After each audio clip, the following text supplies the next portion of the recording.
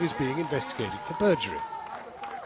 Well, just before we came on air, I spoke to Tommy Sheridan and the News of the World's Scottish editor, Bob Bird. I began by asking Mr Sheridan why he wanted to continue his campaign. Well, let's put it this way, John. We're talking about an organisation that despises everything I stand for. I'm a socialist, I'm a trade unionist. I believe in opposing illegal wars. The News of the World and the Sun are part of the Murdoch empire.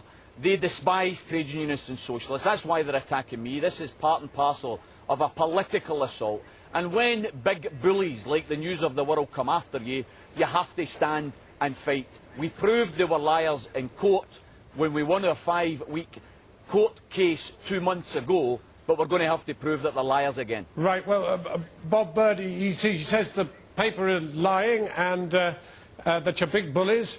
Your response? Well, this case has got nothing to do with politics, it's got nothing to do with trade unions, it's just purely that Mr Sheridan has told lies for 2 years and he lied in court, and that's the only reason this is going on, and that's the only reason this tape has now come to light. Tommy Sheridan, do you categorically deny that it's your voice on the tape? Categorically deny that I was involved in that tape. They may have my voice and they may have inserted my voice in a tape, but then again, who framed Roger Rabbit? Let's just clarify. It may be your voice, but it came out in a way that you do not associate with. You were not at that meeting and did not say those words in that order. I certainly was at no meeting in relation to the creation of this particular audio tape, and at the end of the day what they have done is they have concocted a spliced version of a tape which may include my voice but certainly includes someone else's voice. Bob Bird knows that. That's why they've sat in this for 8 weeks desperately trying to get it verified, and they haven't been able to. Do you have more? Is there more to come out? And have you given what you've got to the police? Well, I'd like to say on the tape specifically, we've been having it analysed for the last 3 or 4 weeks, and we've published at the earliest possible opportunity, but we had this analysed by the best experts we could find in the UK and in America, and I spoke to Professor Peter French in York today after Mr Sheridan's press conference, and he said frankly that Mr Sheridan's suggestion that the tape had been spliced together was science fiction. Have you given the tape to the police? Have they now got a copy of it?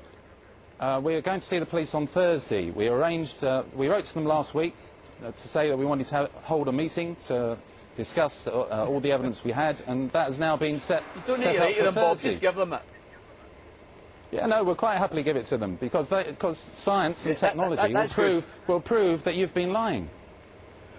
Well, certainly you couldn't prove it, Bob, because everybody knows that you're a liar. Your paper is a liar. Your organisation tells lies regularly for a living. It's an anti-trade union rag, and that's why you're coming after the Solidarity Party, because you despise socialists. Now, at the end of the day, we'll fight you on whatever ground possible. We fought you in court, and we beat you, and we'll fight you in the street, and we'll beat you. Bob Bird, has the News of the World got it in for Tommy Sheridan? I say not at all. As I said before, this is purely based on the fact that Mr Sheridan's been telling lies for the last two years, and this tape categorically proves that he's been doing that. And that is backed up by scientists. The court didn't agree with you, Bob. You got beat. Pay up. Well, when will you pay your money, Bob? You owe me 200,000, pal. You managed to pull the wool over the eyes of a jury, but you won't be able to pull the wool over the eyes of scientists. Oh. So you are giving the tape to the police. Class people. You're a disgrace. Giving the tape to the police on Thursday.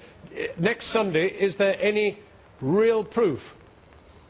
There's more of the tape coming out on Sunday, yes, and I'd like to say to Mr Sheridan that it's a working class man, George McNeilage, who gave us that tape. And will you see Mr Sheridan in that tape? Do you actually see evidence of him? Bob Bird, do you see him? Do you actually see Tommy Sheridan in that tape, or is it still voice? You see him fleetingly. You've seen the best visual images there are of him, but it's categorically his voice. It's categorically his voice, as several experts have already said. Tommy Sheridan, if it's lies, are you going to take out an injunction? You're going to try and stop publication? Are you going to sue them? John, what we're going to do is we're going to wait until they pay the 200,000 they already owe us, and then we may consider taking them to court again. What's the use of taking a mob like this to court when they don't even pay up?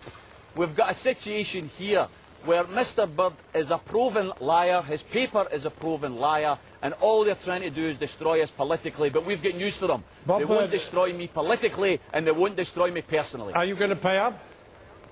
Well, no, I believe that there's, in this perjury investigation, there will be only one person that ends up in jail, and that will be Mr Sheridan. Bob Bird, Tommy Sheridan, thank you both very much for talking to us.